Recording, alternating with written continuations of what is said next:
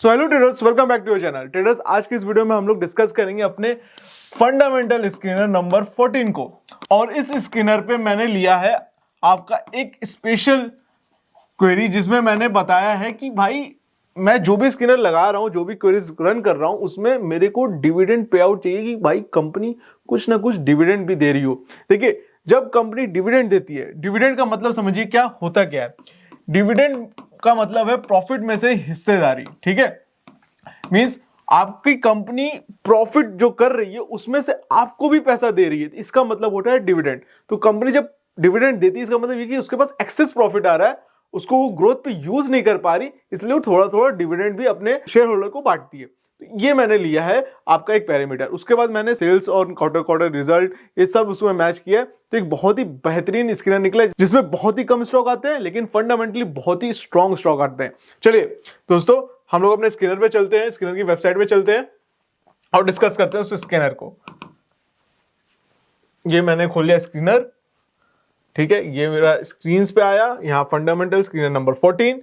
अब इसमें देखिए मैंने क्या क्या लिया है, ठीक है। एक एक चीज को डिस्कस करेंगे। Year on year quarterly profit growth 15% ज्यादा है, जो कि दिखा रहा है आपका कि मैनेजमेंट अच्छे से काम कर रही है। Net profit latest quarter is equal to greater than 1, that means कि 1 करोड़ से ऊपर ही होना चाहिए नेट प्रॉफिट लेटेस्ट क्वार्टर का, जो कि दिखा रहा है कि अगर सेल्स बढ़ी है तो प्रॉफिट भी बढ़ा होगा, ठीक। Price to earning P ratio जो है इसका ग्रेटर देन 30 होना चाहिए। डेब्ट टू इक्विटी रेशियो आपका स्मॉलर देन 1 या इज इक्वल टू 1 होना चाहिए। मार्केट कैपिटलाइजेशन आपका होना चाहिए 200 करोड़ के ऊपर का। डिविडेंड यील्ड देखिए मैंने दिया हुआ है यहाँ पे is equal to greater than 1, मतलब 1% से ऊपर डिविडेंड यील्ड होनी चाहिए। आप 0 से भी कर सकते हो, 0 से भी ऊपर होनी चाहिए, ठीक है। Average return on capital employed 5 साल का एवरेज रिटर्न, इनका जो कैपिटल ये लगाते हैं बिजनेस में, कैपिटल एम्प्लॉयड मतलब आपने 5 साल तक पैसा लगाया, तो उसका एक एवरेज रिटर्न जो है वो 10% से ऊपर होना चाहिए, ठीक है। किसी तरह आपको 20% आया, किसी साल आपको 30% आया, किसी साल आपको 5% आया, फिर 20% आया, तो 5 साल का एवरेज निकालेंगे तो 10% से ऊपर होना चाहिए। तो ये इसका मतलब है। एवरेज रिटर्न ऑन इक्विटी 5 साल में, मतलब जो शेयर होल्डर का पैसा लग रहा है उसका भी एवरेज रिटर्न 5 साल में 10% से ऊपर होना चाहिए, ठीक है। अब इसमें मैंने आपका पी से एफआईएस होल्डिंग डाल दी कि ग्रेटर देन 5 होना चाहिए। अगर आप इसको हटाना चाहो तो हटा भी सकते हो।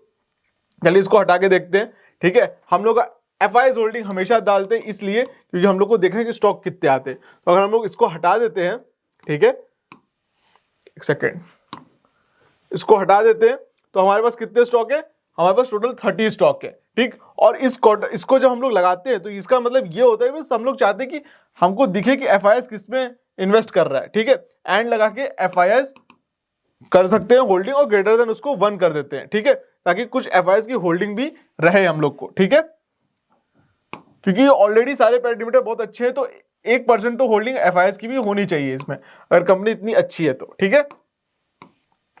चलिए अब इसमें देखेंगे तो ये 2 हो गए, तो 20 स्टॉक है। अब इसमें हम लोग सर्च कर सकते हैं कौन से स्टॉक्स पे हमको इन्वेस्ट करना है। चलिए अब इसमें हम लोग प्रेल ग्लोबल इंडस्ट्रीज है, इसको देख लेते हैं। हम लोग कभी सुने भी नहीं इसका नाम, ठीक है। आदित्य एएमसी सबने सुना हुआ है, ठीक है। सिथ्रेनिक्स परफॉर्मेंस करके भी कोई स्टॉक है, चलिए इसको ही खोल लेते हैं। अब इसमें देखिए 4200 करोड़ का इसका मार्केट कैप है, 2400 रुपए का ये स्टॉक है। डिविडेंड यील्ड इसकी देखिए 4% की है, dividend yield is equal to 4%, बड़ी बात है इसकी, ठीक है। ROCE 31%, ROE 24%, बड़ी चीज है। किसमें ये काम करती है, ठीक है। Manufacturer trades and sell engineering thermoplastic. Thermoplastic क्या होता है, इस पे क्लिक करते हैं, जहां पे 1 लिखा हुआ है आपको यहां पे दिखेगा, ठीक है। थर्मोप्लास्टिक होता क्या है, यहां पे मैं दिखाता हूं, इनके पीडीएफ होंगे, ओके। इनके प्रोडक्ट्स में यहां पे नहीं है, चलिए मैं पहले पीछे जाता हूं, फिर से अगर इसमें देखता हूं, आपके कंपनी के प्रोफाइल में देखता हूं। चलिए बिजनेस ओवरव्यू में आ गया, ठीक है।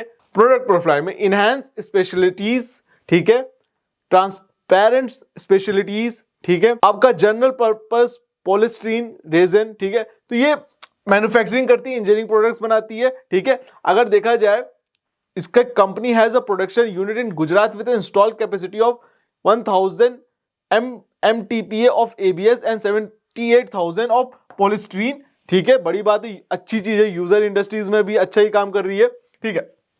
तो ये सेगमेंट जिसमें ये ग्रोइंग सेगमेंट में है, इंजीनियरिंग कर रही है, अच्छी चीज है, ठीक है।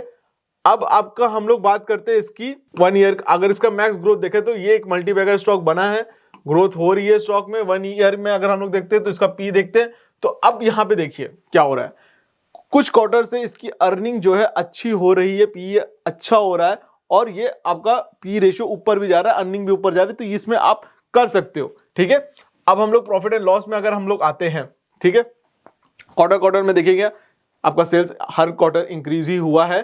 ठीक है, नेट प्रॉफिट हर क्वार्टर अच्छा इंक्रीज हुआ है, पिछले 3 क्वार्टर में इसका अच्छा आया है। ठीक है, प्रॉफिट एंड लॉस में अच्छा ये काम कर रही है, नेट प्रॉफिट आपका ठीक है इंक्रीज हो रहा है। ठीक, चलिए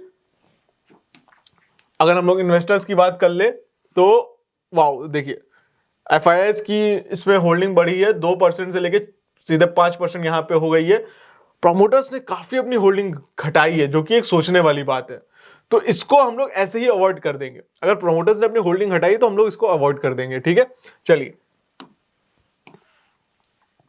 जी शिपिंग आपने सुना है अच्छा है, ट्रिल ग्लोबल इंडस्ट्रीज को देख लेते हैं। ठीक है, ये गारमेंट एक्सपोर्टर है, manufacture from multiple sourcing region within the India.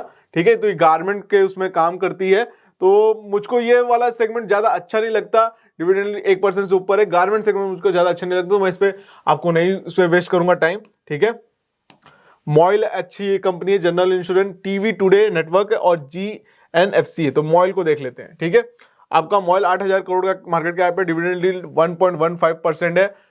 Engage in mining magnesium ore and is the largest magnesium ore producer in the country। Magnesium ore का लार्जेस्ट प्रोड्यूसर है। ठीक है, तो अच्छी चीज है। ठीक है, अगर हम लोग 1 ईयर इसका मैक्स रिटर्न देखें तो मैक्स रिटर्न में अभी जाके इसमें तेजी हुई है, तो वैल्यू अनलॉकिंग हुई है। 1 ईयर का देखेंगे पी रेशियो, तो पी रेशियो में आप देखेंगे कि आपका अर्निंग इंक्रीज हुआ है, पी थोड़ा कम हुआ है, इसका मतलब स्टॉक में करेक्शन हुई है थोड़ी। ठीक है, आपका अगर हम लोग इन्वेस्टर में देख लेंगे तो प्रोमोटर्स की होल्डिंग इंटैक्ट रही है, प्लस एफआईआईस की होल्डिंग बढ़ी है, डीआईएस की होल्डिंग थोड़ी सी कम हुई है, एफआईआईस की बढ़ रही है, अच्छी बात है। अब हम लोग सीधे मॉयल को चलते हैं, ट्रेडिंग व्यू के चार्ट पे चलते हैं, देखते हैं अच्छा स्टॉक किस लेवल पे उठाया जा सकता है। ठीक,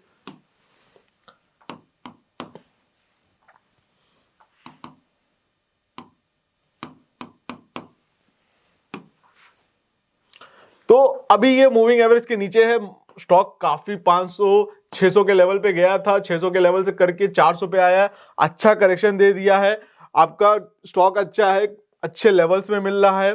जैसे ही मूविंग एवरेज के ऊपर आए और मूविंग एवरेज राइज होनी हो तो इसमें आप पोजीशन बना सकते हैं। इस वे में आपको स्टॉक को एनालाइज करना है, प्राइस एक्शन का यूज करते हुए एंट्री लेना है, सिंपल रखना है चार्ट को। आप 49 डेज का मूविंग एवरेज लगाइए, 44 डेज का लगाइए, 20 दिन का लगाइए। मूविंग एवरेज जब राइजिंग हो तब आपको ट्रेड लेना है, आपको मतलब यहां उसके ऊपर क्लोज दे के नहीं, आपको थोड़ा देर उसको देखना है कि भाई राइज हो रहा है तो वहां पे एंट्री लेना है, तो आपको ज्यादा बेनिफिट मिलेगा। आई होप आपको वीडियो इंटरेस्टिंग लगी होगी। इसी तरह इंटरेस्टिंग वीडियो के लिए हमारे चैनल को सब्सक्राइब कर सकते हैं, वीडियो को लाइक करिए, वीडियो को मैक्सिमम अपने फ्रेंड्स एंड फैमिली के साथ शेयर करिए ताकि उन्हें भी वैल्यूएबल इंफॉर्मेशन मिले। एंड अगर आपके पास डीमैट अकाउंट नहीं है तो लिंक डिस्क्रिप्शन बॉक्स में मैंने डाल रखी है, आप वहां से अपना अकाउंट ओपन करवा सकते हैं, अपनी ट्रेडिंग जर्नी को वहां से स्टार्ट कर सकते हैं। आज के इस वीडियो में इतना ही, हम लोग मिलते हैं अपने नेक्स्ट वीडियो में।